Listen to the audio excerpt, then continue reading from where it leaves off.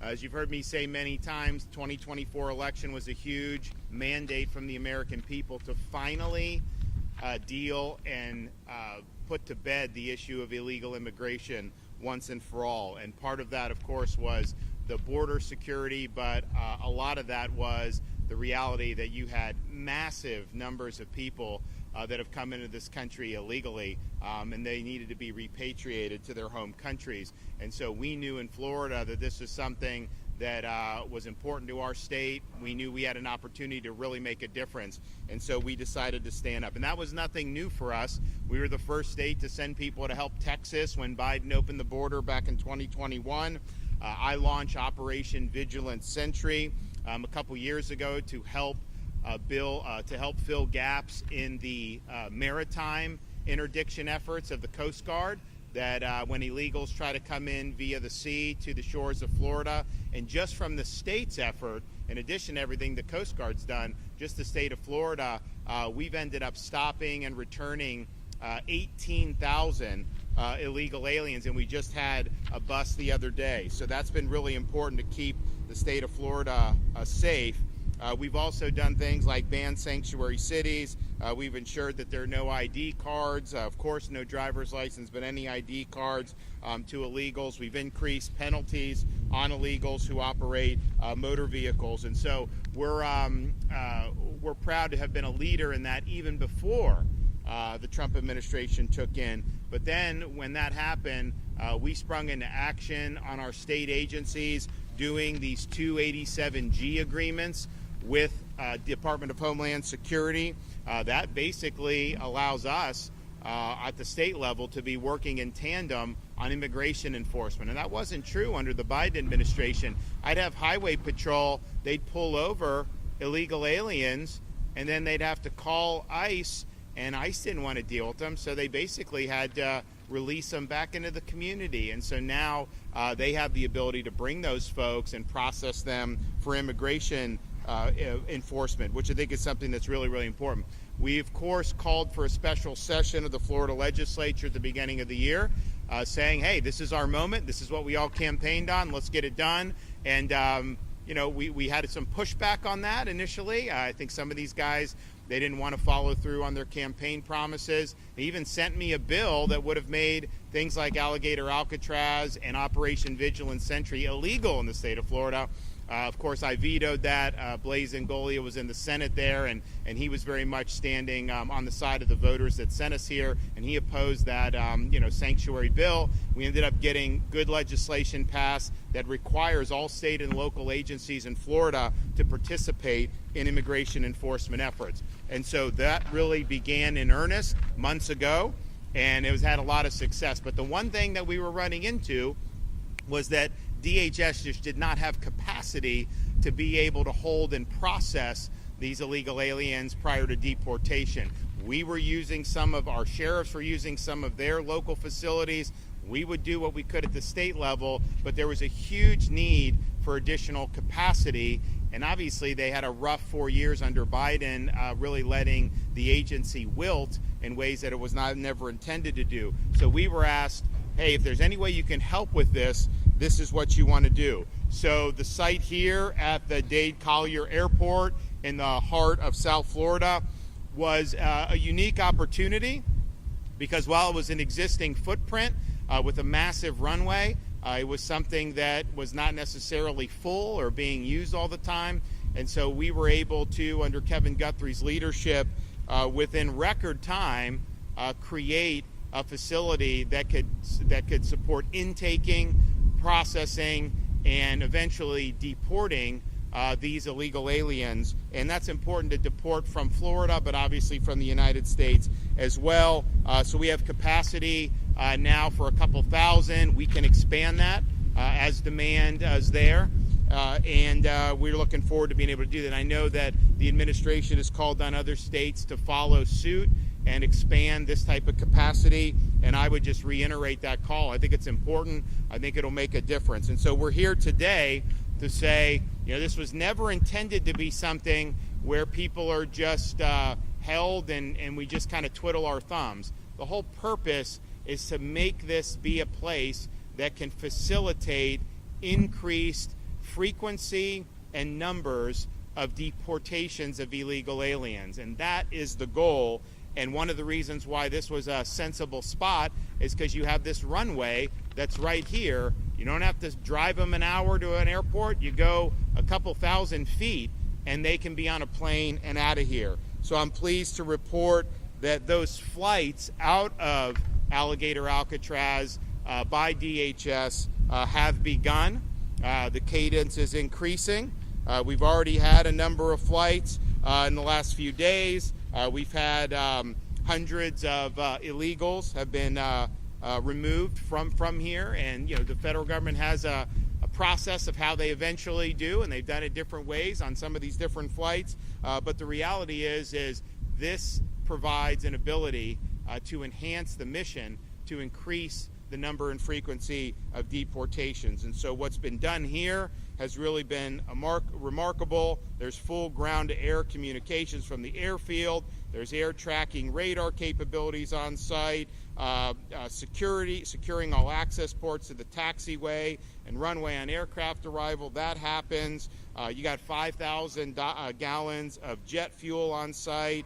You got runway lighting. You got everything you need to be able to do that. This airport is able to accept commercial-sized aircraft and conduct both day and nighttime operations.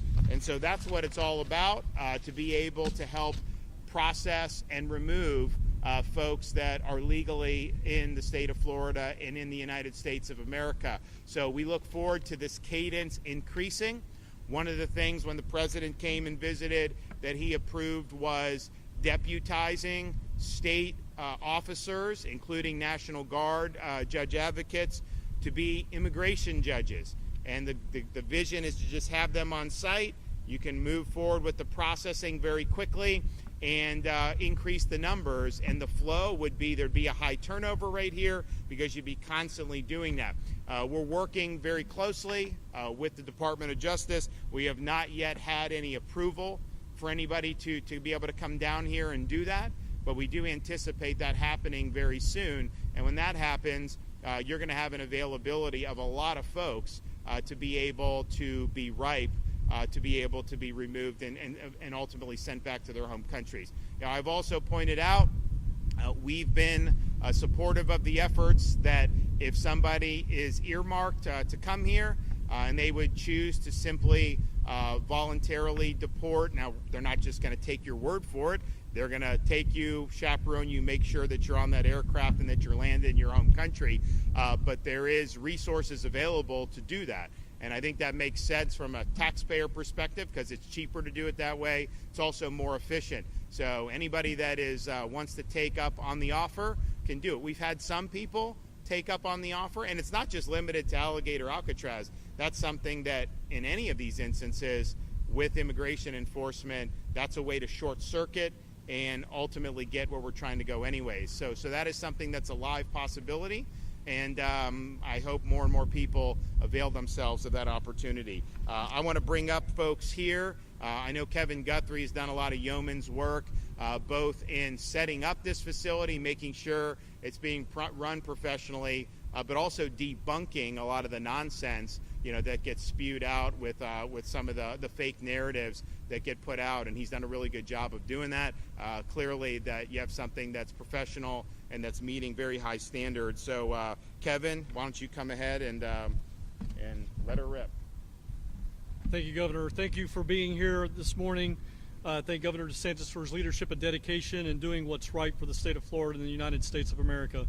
Florida has been able to act decisively and deliver results due to his ongoing support for law and order. Florida is a law and order state. Florida knows how to respond to crisis. We specialize in response and recovery, acting fast, and most importantly, logistics management. That same speed, precision, and discipline has been applied here at Alligator Alcatraz. When Governor DeSantis called on us to lead this effort, we brought everything we've learned from hurricanes, severe weather, large-scale activations to the table and made this happen. The focus of this operation has always been and will always be fulfilling our mission, upholding the law and delivering results. This facility was built and operational incredibly fast and has now grown to have a capacity of 2,000 detainees. Our team continues to work to increase its capacity of the facility, which will eventually hold 4,000 detainees. As our capacity increases, we continue to identify contingency plans to ensure we are ready for hurricane season. I know that I've taken a little bit of heat in the media that the EM guy is not taking care of hurricane season. That is absolutely unequivocally false. When we have 1,000, I need to make sure we have room for 1,000. When we go to 2,000, I need to make sure we have room for 2,000. And yes, I may have visited some facilities in the state of Florida. Why? Because this facility, as I've said on the record, can withstand category winds of up to category 2. But there's a category 3 and a 4 and a 5, and I hate to talk to you so elementary, but unfortunately we have to break some things down into simple building blocks for other people. Category 3, 4, and 5 is greater than and not equal to a category 2. When we have that situation, we will have to do an evacuation. And it's incumbent upon the Florida Division of Emergency Management with our law enforcement partners to be able to take care of that. So yes, we are constantly looking at what we can do based on need when we get to a certain level where we're going to go. And I promise you that the hurricane guys have got the hurricane stuff covered. I promise you that. I'm sorry, I'll get back on track now. Again, just in case you forgot, we are #1 in the nation in emergency response and recovery. And that includes everything from evacuating detention facilities, jails, and hospitals, should that need ever arise.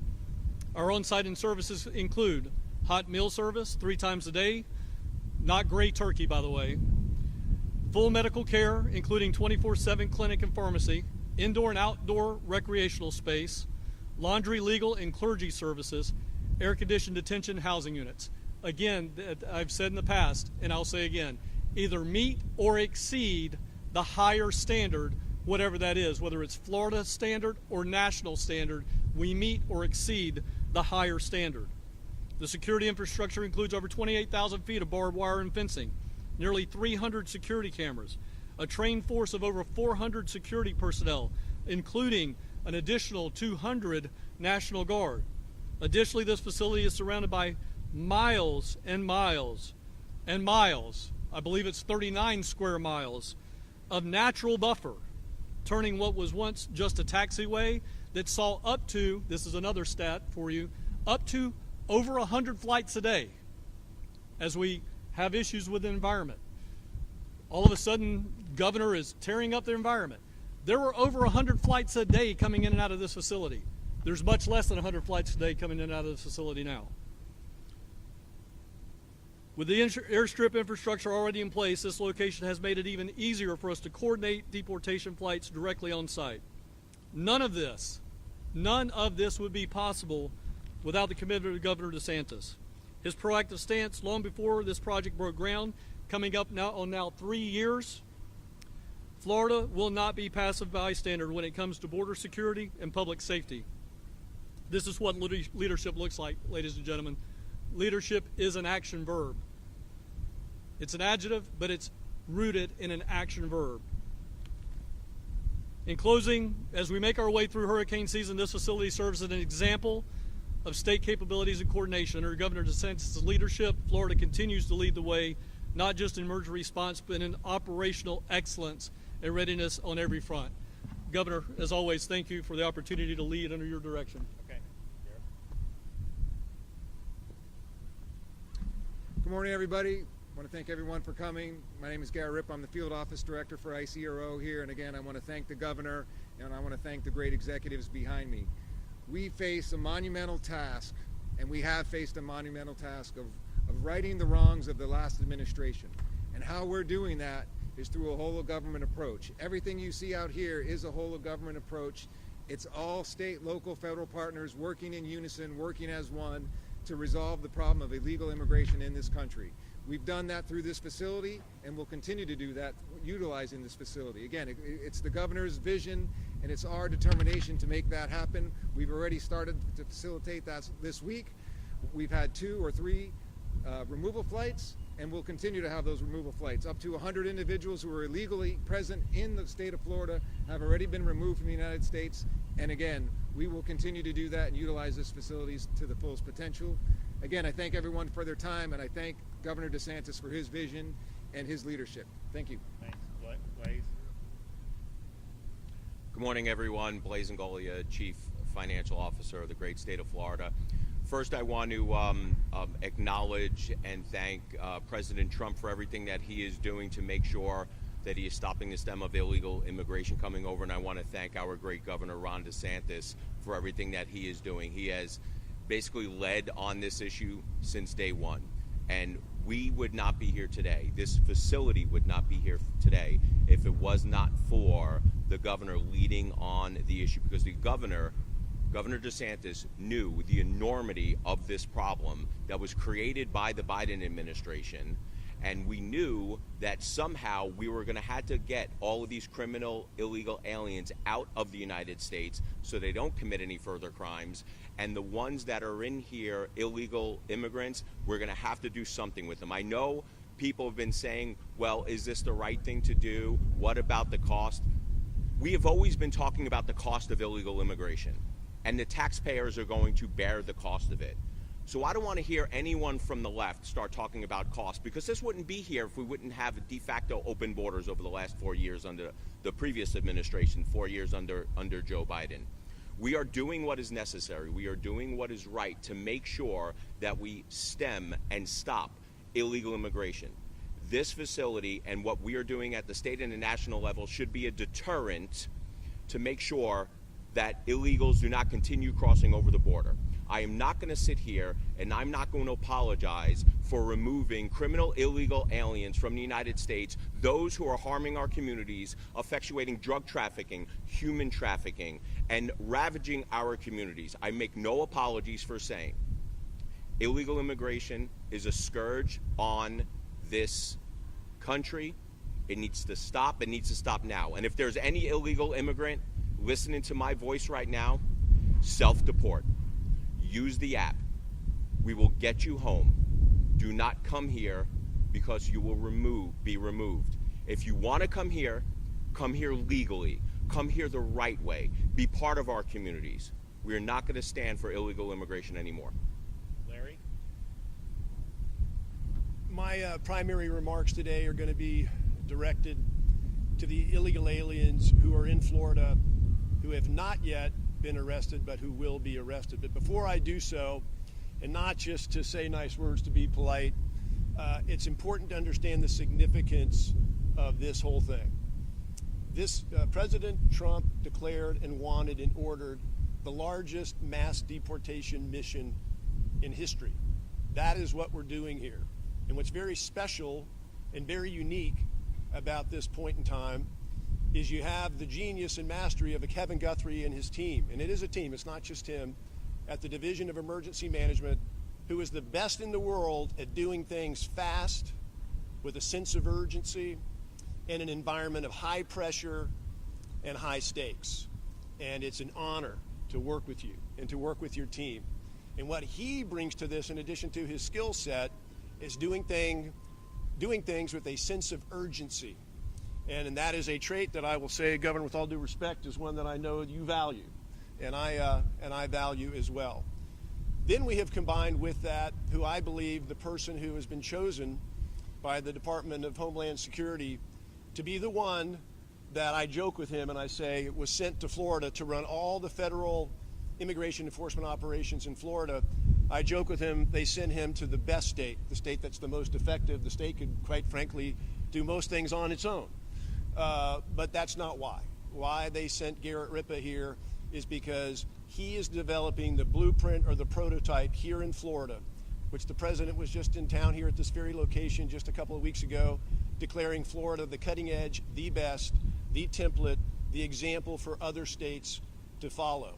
So Garrett Ripa each day, 24/7, on the Guthrie timeline, is working to bring this all together to make it happen, not so we can do high fives and declare victory in Florida, but to be a national leader under Governor DeSantis' leadership, along with President Trump, making this the template, the blueprint that can be scaled and replicated to be generative for the entire country. So now returning very quickly as I look to the illegal aliens who live in Florida, and I want to say this humanely and with respect, not in terms of finger pointing that this is going to happen and that's going to happen. You are still here.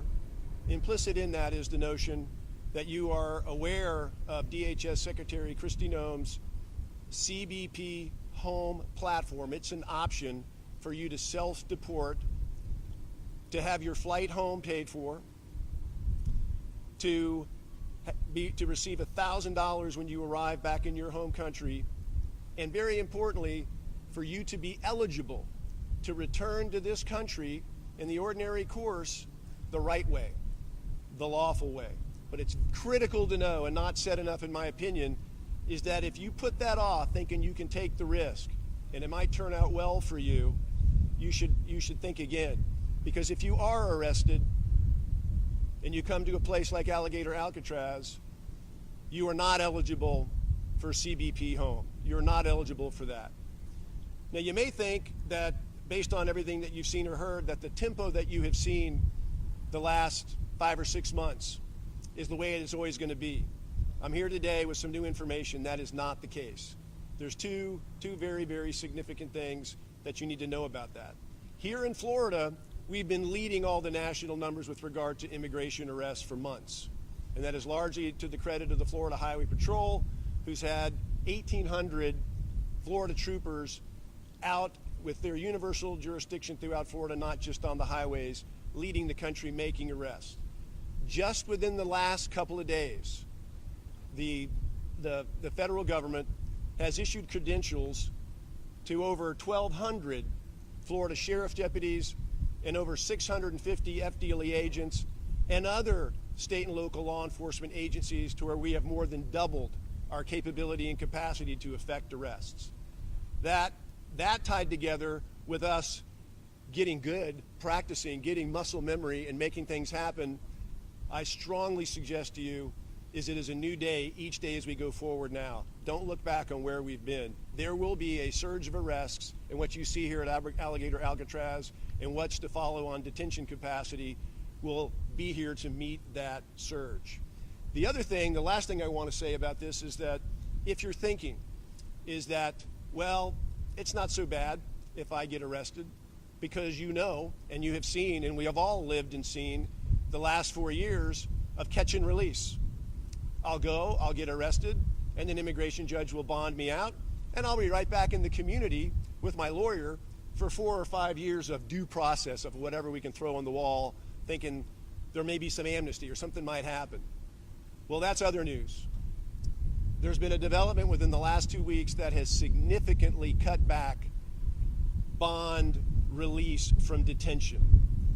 It is my strong recommendation to you that if you do not take up Secretary Noem on the CBP home option to return home, that you will very likely be in a place just like this, if not this place, and you will be here for the entire duration of the time that you are exhausting your due process rights. You will not be living freely in our communities while you're awaiting the due process to take place for years or months.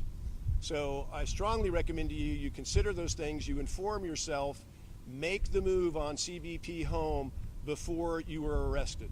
Thank you. And so the flights are going. I think the cadence is going to increase. I think you're going to continue to see the numbers really go up dramatically. And then as there's demand, we can expand the footprint here to 3,000. And then we can do Camp Blanding. And I said we've always been ready, willing, and able to do that. I don't want it to be something where illegals are just being like stored there and then just kind of sitting. I want it to be where illegals are here, there's an aggressive processing and an aggressive deportation schedule. That's what you're seeing starting to occur here down at Alligator Alcatraz. And when there's demand for that beyond here, up there, then we're happy to be able to respond accordingly. And so we look forward to the increased cadence. We look forward to hopefully being able to get the approval for the immigration judges to be on site here. And we've offered different different personnel that are doing. We're working through different issues because there are logistical issues involved, but President Trump was very clear. He wants to see a force multiplier with respect to the immigration adjudication process, and he wants to speed it up, and he wants Florida to play a role, and he wants the DOJ to approve a way forward there. So we stand ready, willing, and able to help with that, and it's all about just realizing the vision, fulfilling the mandate with what people want. They want the border secured, which has been done very well. But they also want to have legal workforce. They want to have the rule of law. They certainly don't want to have massive costs imposed on their communities because of waves of illegal immigration. So this is our chance to finally solve this problem once and for all. Florida's playing the leading role amongst the 50 states, and I don't think there's anyone that's even close to doing what we've done. Okay, we have any questions?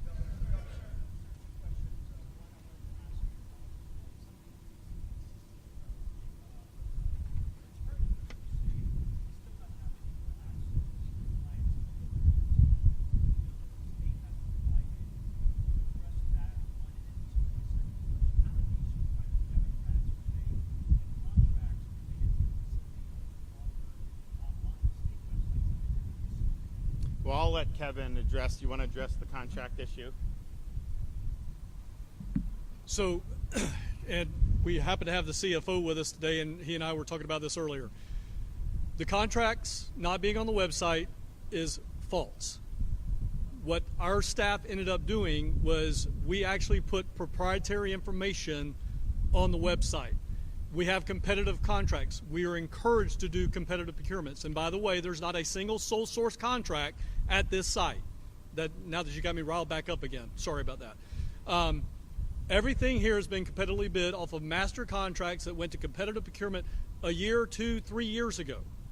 So what happened was our team put the actual detailed line item PO that then now every other competitive contractor can see what their rate is.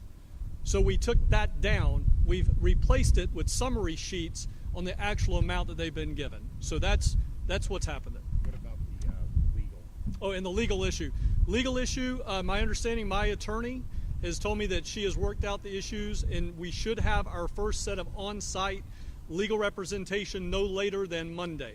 And we're scheduled, I'm looking for my guy, we're scheduled to go with that almost 24/7 if we need to. So the space that we have, we can do those meetings all day long, 24/7, 365. But we had some technology issues. We have now worked those things out, and we should be starting that on Monday.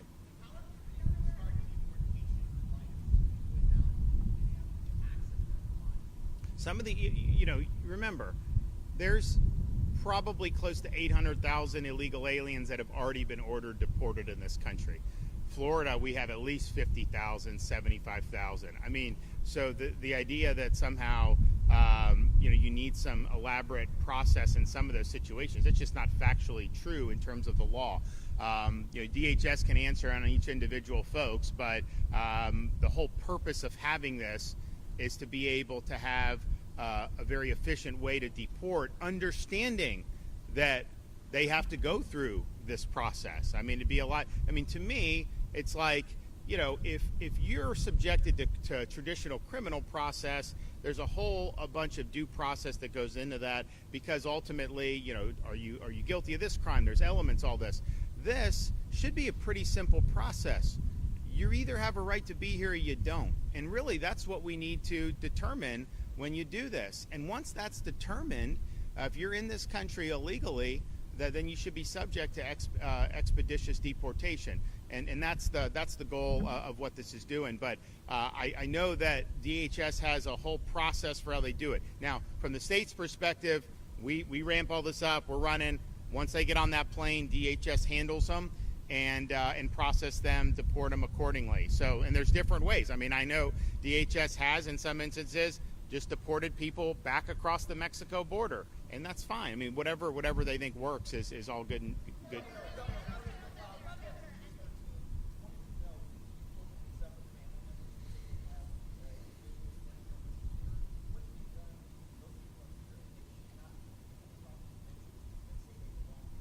Well, I'll refer that to DHS in terms of how that I can tell you, DHS is sending people who they absolutely believe are here illegally and are subject to deportation, right? And are on final removal order. There's not a person here that is not on a final removal order. Well, there you go. So everybody here is already on a final removal order. So in that situation, to have a family member say they have the proper credentials when they've already been ordered to be removed through the process shows you that that's not accurate. That they had a process. That process has been executed, and they have found to not have the right to be in this country. I would also just point out, I mean, look, there's a lot of people that have fraudulent credentials. I mean, let's just be clear. When we have E-Verify in Florida, but some of these guys, they have fake IDs. And so if you just run the ID, it actually may come back positive as someone can be here because they think it's somebody else. They don't realize that there's an illegal that has it. But yeah, they've been ordered to be removed from this country, and they have the ability to do that. Governor, how many?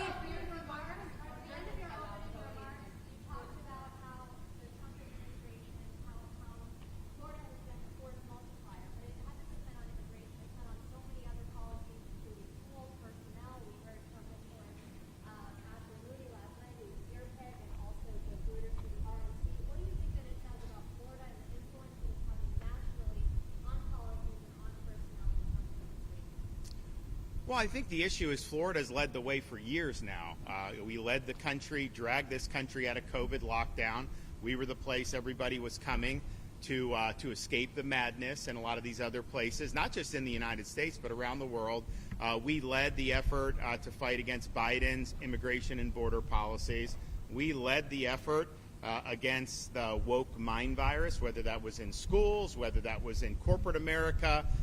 We were effectively the ones that nuked ESG. We were the first state to eliminate DE&I. Of course, we've been leading the way on economy 3 years in a row, ranked #1. So I think we've seen issues, we've addressed the issues, particularly when you have some of the far left that's really run amok in some of these places and may run amok more in places like New York City. If this guy gets elected to be mayor of New York, it's going to be huge fallout from that. So we've continued to lead, and I think the stuff that we were doing prior to the Trump administration taking office, these are the things that conservatives have wanted to see done for a long time. I mean, we've been complaining for 20 years about higher education going off the rails, and yet no one was doing anything about it. So we came in and we've done that. We've really right-sized or course-corrected, I think, positively. And I think what they're doing with Linda McMahon on higher education is positive. We're working constructively. We just did the accreditation. We're going to have a new accreditor that's going to be able to help us get over some of these things that have been holding back higher ed. So on it goes. Law and order. We've been the leading state on law and order. There's no question about that. So all of this is, we've seen problems.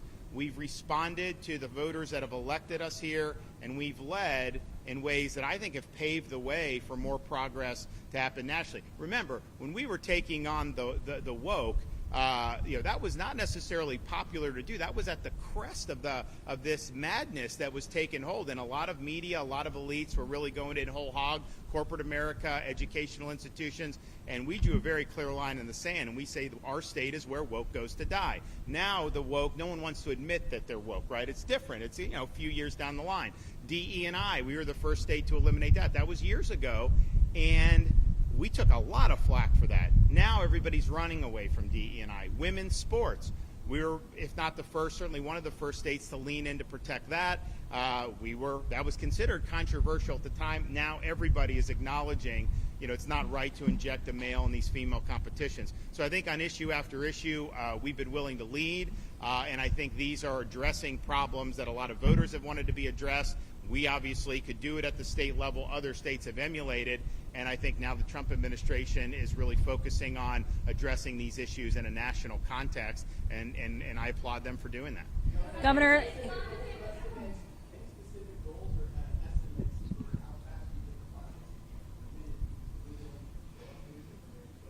well, if you think about it, I mean, we have 50, 70, 80,000 illegals that are on final orders.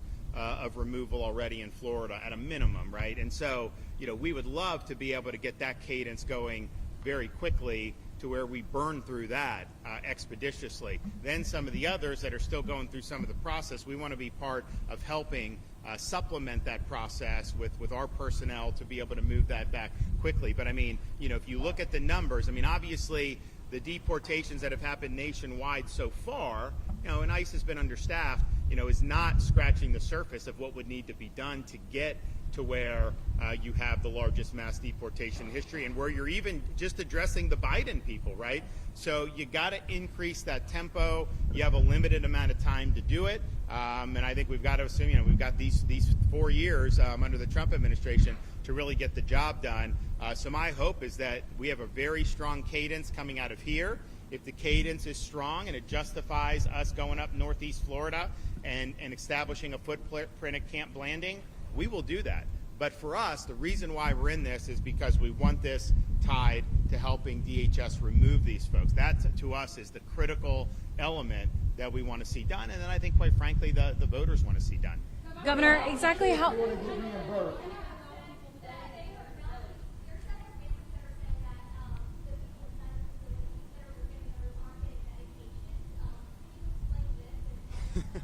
So I'll let Kevin, but I'm sure he's going to debunk it. I mean, I seriously, you have to ask yourself on some of this stuff, just the desire to create narratives and these Democrat politicians parading down here and doing all this stuff. And I'm just thinking to myself, I've never seen one of you show up to comfort an angel mom who's lost a child because of illegal alien crime. I've never seen you raise any concern about the victims of illegal immigration. Not one time have I seen these Democrats caravan anywhere in this state, hold a press conference to be able to stand in solidarity with victims. I've never seen that. These are stunts that they're pulling because they're increasingly politically irrelevant in this state, and they're trying to latch on to whatever they can, to create phony narratives. But I will let Kevin address that. So again, simple answer, absolute crap. We have on this facility the ability of a full-fledged medical center with x-ray capability, sonogram capability, prescription med capability. When these individuals come here, and I'm glad you asked this question, again, we reiterate, everybody at this facility is on a final removal order. They have been in CBP, ICE, ERO, AMO custody for a while. It's not like they just came into custody last night. They have been underneath the federal government's health and medical arm. They get brought here. They come with what we call a face sheet that tells us everything that they're on. We have that medication on site. We have a medical doctor on site. We have nurse practitioners on site. We have RNs and a complete medical staff. We can deal with trauma on site. We have 4 paramedics on duty at all times in conjunction with the medical staff. So again, all of that is false. Every single bit of it. And it's not, again, we didn't just go out with a FHP traffic stop, my friends and brothers in tan, out there making a stop, and then just arbitrarily pull that guy off of Alligator Alley and bring him straight here. We have absolutely no idea who that is. That is not how this system works. They come from ERO, ICE, CBP to this facility with a face sheet that tells us everything about them. It's absolutely false. And you have all these, some of these, it's like it's just the lengths that people are going to try to make an issue out of everything. There was one report, one of the illegals said that his ham sandwich was cold. And I'm thinking to myself, you're entitled to toasted hoagies? First of all, Jimmy John's is one of the most successful sandwich places in a country. They didn't have any toasted subs until very recently. They had only done cold subs, and it became a massive success, financial success. Now they do offer toasted subs. I don't think they do cheesesteaks. My kids like the cheesesteak from Jersey Mike's. But be that as it may, to say that the AC's on too much, it's too cold, or this or that. At some point it's like, good grief. Just acknowledge the fact that what Kevin and these guys done has been a Herculean effort to get this up. that they are meeting or exceeding every state or federal standard, whichever is higher, and that this is, in fact, a force multiplier to be able to assist with the removal of illegal aliens from the country. And that's what it is. And so they've done a really good job on this. I don't even, when I see this stuff, I don't even have to ask him, because I know, I know that there's that you're not being told the whole story. And I think it's also interesting that, there's folks in particularly corporate media. You'll have a criminal alien ordered to be deported, has committed criminal offenses in addition to immigration, and he will just assert something, and that will be reported as fact with no corroboration. It's interesting. You would never say, if somebody that was on law enforcement just asserted, you would always ask questions, and you would do that. But somehow, with the criminal alien, you'll just accept that. And why? Because it fits the desired narrative. That's why people do it. Governor, exactly how many? I'll do both of you. You go first, and then you go.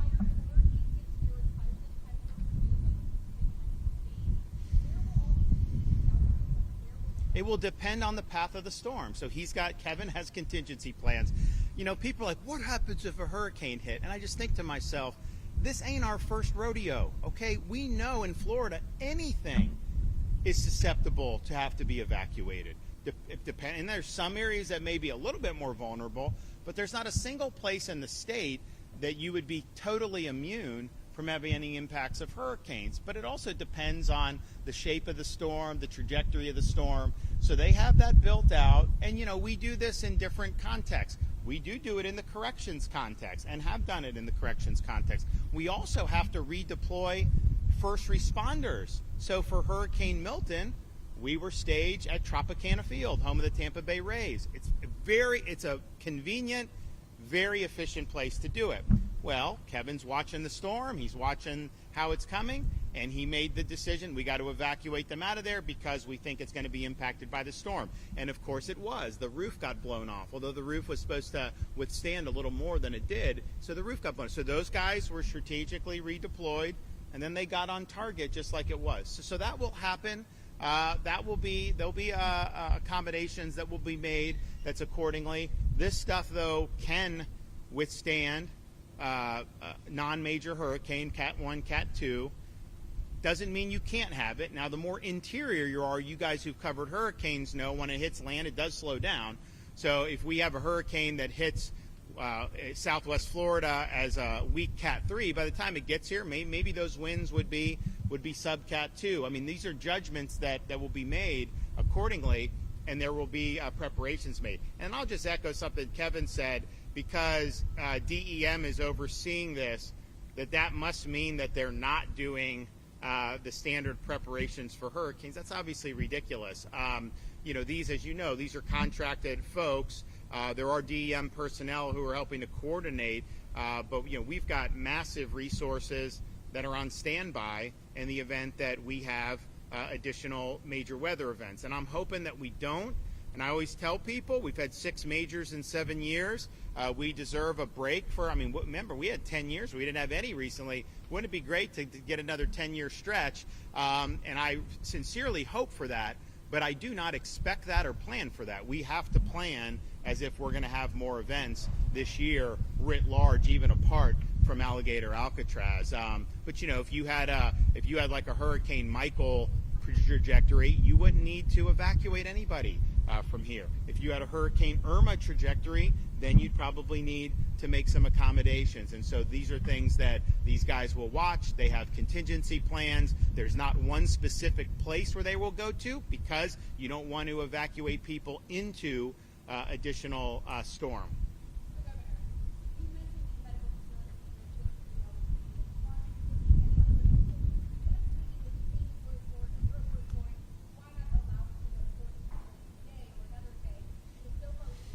Well, they have done that. When the President of the United States was here, we had the White House press pool that was following us through all these facilities. You've had different politicians that have come. Now, a lot of them have been posturing, but they have come. Here's the thing: this is not a spectacle, okay?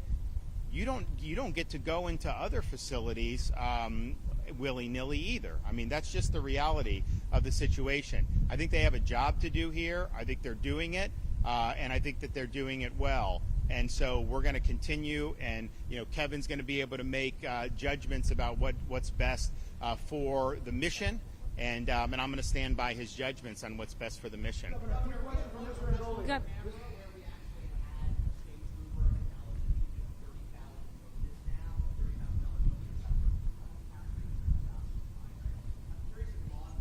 Okay, but I mean, respectfully, and where are you from?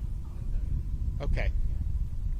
How many illegals have been apprehended by state law enforcement? Thousands and thousands. Do you honestly think we could underwrite a $30,000 check for each illegal that was apprehended with those massive numbers? Of course not. I mean, of course not. So I'm not sure where that's coming from. I can tell you that I worked very hard to get pay increases for Florida Highway Patrol in this year's budget. I wanted 25% for experience. We didn't get quite that much, but we did get a significant, and we'll probably work more. No, but I mean, the idea that you'd get $30,000 for every illegal, that wouldn't even be cost effective. So I'm not sure where that's coming from. Governor, exactly how many? Same as you would through any FEMA reimbursement. Governor, exactly how many detainees have been flown out, and if they're being, or are they being deported, or where are they being taken? So there have been 100 full deportations just out of here. There have been many other hundreds who've been flown out of here. The way the federal government does is they have some areas that are considered kind of hubs. And so I know some flights have gone to Louisiana, and then they will go from Louisiana. And it makes sense logistically because, if we've got a plane full of people here from a variety of nationalities, if you go to a central hub, then you can pool the nationalities and send one flight to one place, another flight to another place. So that's what we're doing. But there have been 100 folks that have fully been deported, and there have been many hundred that have been exited this facility and are en route to be deported by the federal government. And look, I think a lot of people getting them out of Florida is a huge thing. It's like we obviously had a transport program, send to California, send to New York, send to Martha's Vineyard even. And we were happy to do that because I think it relieved burdens on Florida. But yeah, so they've got a process that they're doing. Now DHS has run into some more money now. I think you're going to see an expanded footprint in their capacity. I think you're going to see an expanded detention footprint in their capacity. And I'm all about, people say why are you getting involved? Because we need it. That's why I'm getting involved. If DHS had 100% capacity to handle and process 100% of the illegals, then I'd be happy to just say, you know what, we've got other things to be doing. But we're needed in this fight now. Other states have been asked to step up. I hope they do. And I think you're going to see DHS's capacity continue to increase. But right now, they've they had 4 really tough years in terms of the attention and the direction. And so it's a new day, but it takes some time.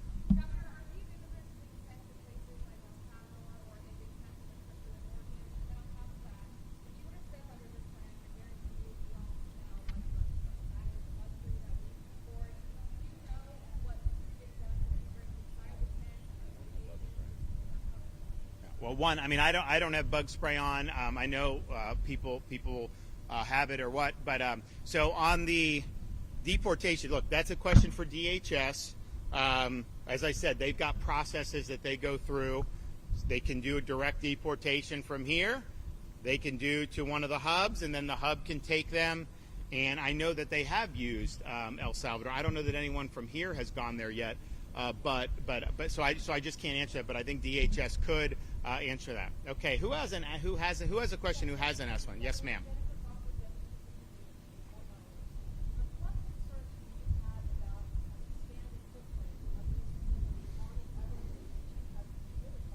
None, because we've looked at it. It doesn't have an impact. As Kevin said, there were hundreds of flights going in here, training flights. There are less flights now doing that. Everything that you see built is on the existing infrastructure, so it's not going to have an impact. And I would note, particularly for people in your region, I just did something no one thought could get done as quickly as we did, open the C-43 reservoir. And so you remember before I became governor back in 18, there was a lot of water being spewed out of Lake Okeechobee. It interacted with the red tide. It created some real serious problems for quality of life, tourism, and the economy. And now we've got a massive reservoir that can store that water, clean it. It can send to Southwest Florida in the dry season when they want it.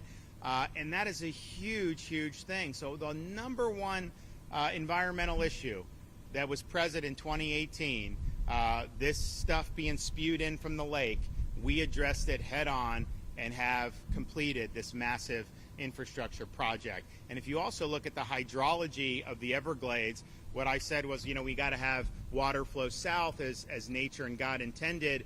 And the amount of water flowing south compared to when I became governor, dramatic increase. This thing, I looked into, should we buy it and then grow over it? Would that? But it doesn't really do a lot to increase the hydrology. Like, that money could be spent much better doing the stuff that we're doing.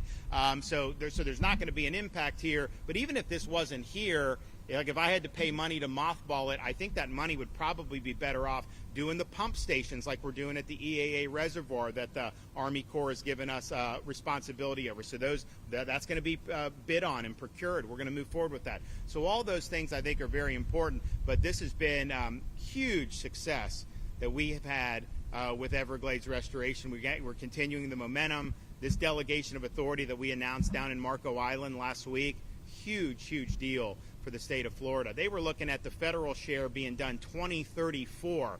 Now it's going to be done 5 years earlier because the state is being given resources to be able to go forward and do this. And so it's been a huge cornerstone of what we've done. The progress is undeniable. This is not, anything that's impacting. In fact, there are less flights as a result of what we're doing than there were before that. Okay, they truck it out. Yeah. There's no sewer or any. They just truck the waste out. They bring in potable water and they do it. So, look, that's more expensive to do. That's more cumbersome. But we weren't willing to do this facility if we weren't managing that in a way that was not going to have impacts. And so that's what we're trying to do. So they're running these things out of here all the time. And I think they've done a really good job doing it. And they're basically, this existing concrete is what they're using. I mean, you look, there's like grass in the interior here. Like, honestly, there'd be no reason that you couldn't use that's not going to affect the Everglades. But they're not even using that. They're literally just staying on the concrete. So I think it's been a really incredible footprint that they've been able to do with this.